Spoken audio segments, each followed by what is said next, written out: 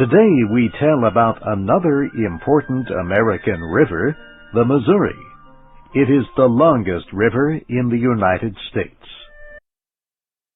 The first American Indians to live along the Missouri River called the river the Minnesosi. It means the muddy river. Even today, the Missouri is called the Big Muddy by many people. This is because it carries huge amounts of dirt from the land through which it flows. The dirt makes the river a brown color for much of its length. The Missouri begins in the Rocky Mountains of North America. It is formed by three rivers that come together in what is the north-central state of Montana. The three rivers are the Jefferson, Madison, and Gallatin rivers. They become the Missouri River in the southwestern part of Montana, more than 1,200 meters above sea level. The river is clear and flows rapidly as it begins its travels east and south. It moves more slowly as it flows down to the waters of the Mississippi River, about 10 kilometers north of the modern-day city of St. Louis. The Missouri travels 4,000 kilometers from the high mountains in the north to the lowlands of the south. It flows along the borders of 7 states: Montana, North Dakota, South Dakota, Iowa, Nebraska, Kansas, and finally, Missouri. The first Europeans who reported seeing the river were at the mouth of the Missouri, where it empties into the Mississippi. They were French explorers Jacques Marquette and Louis Joliet. In 1673, they were traveling down the Mississippi in a small wooden boat when they heard a great noise of water moving at great speed. Father Marquette wrote that he felt great fear. He saw large trees floating into the Mississippi River. They were carried in violently moving muddy water. The muddy water was the Missouri River, which emptied into the western side of the Mississippi. The Missouri was a violent river, making travel along it difficult. Yet explorers and settlers used it as a way to move west. In the early 1700s, French fur traders began to travel along the Missouri to the lands of the great American West. The first non-natives to explore the river, from its mouth to its beginnings, did so in 1805 and 1806.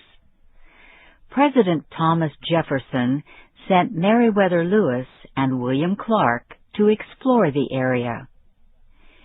The United States government had bought from France a large area of land called the Louisiana Territory.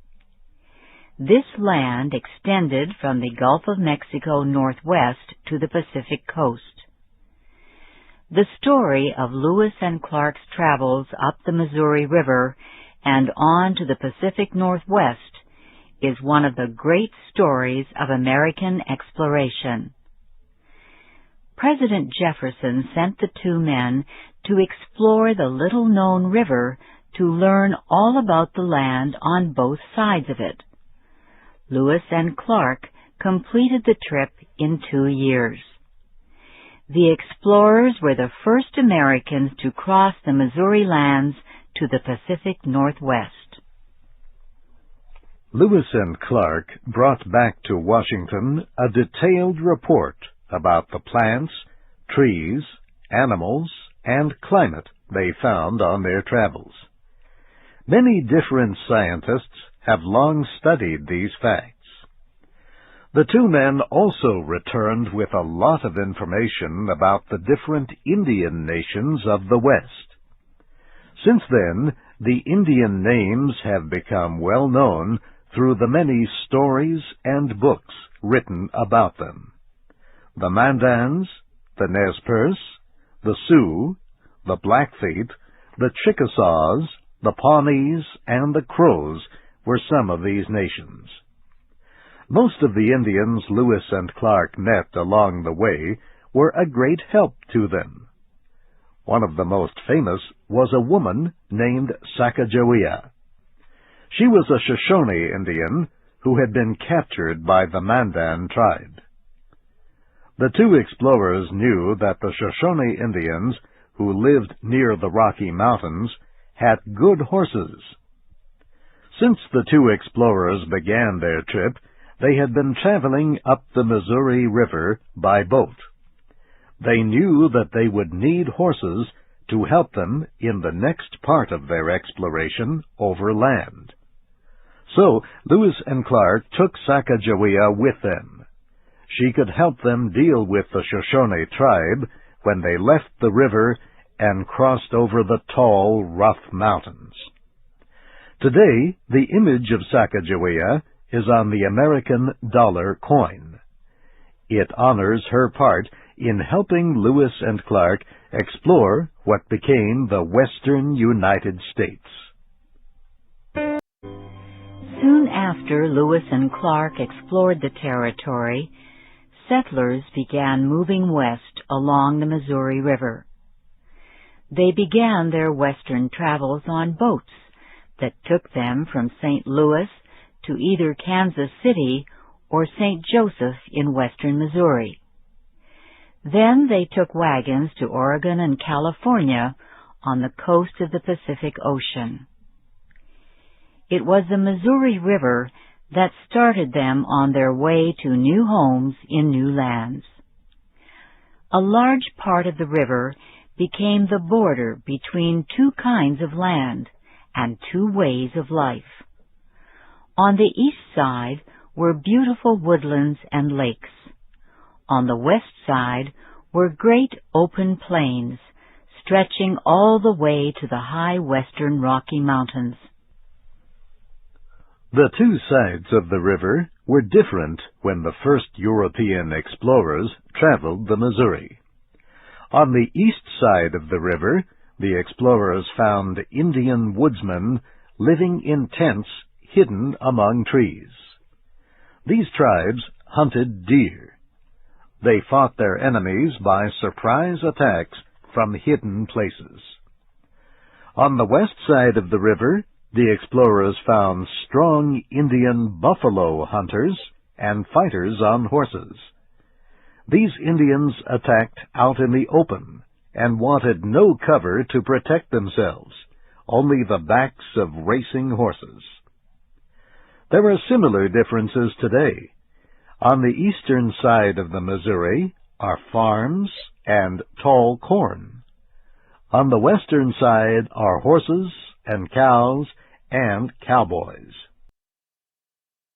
It is said that you need to look in the middle of the Missouri River to find where the American West begins.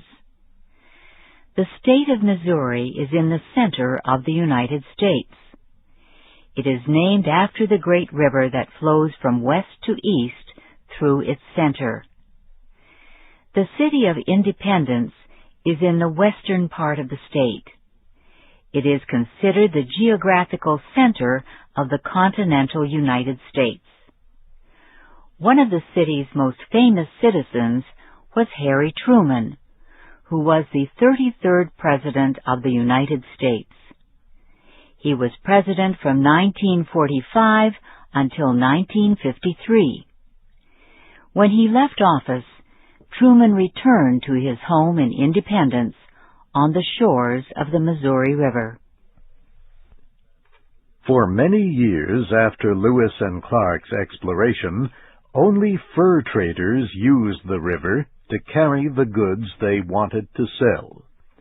They carried their furs in small boats that were light on the water and did not hit the bottom.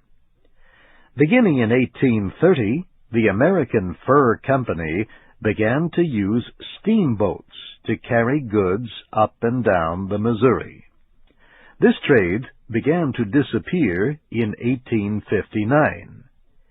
It was then that a railroad was completed between Hannibal on the Mississippi River in the east and St. Joseph on the Missouri River in the western part of the state of Missouri.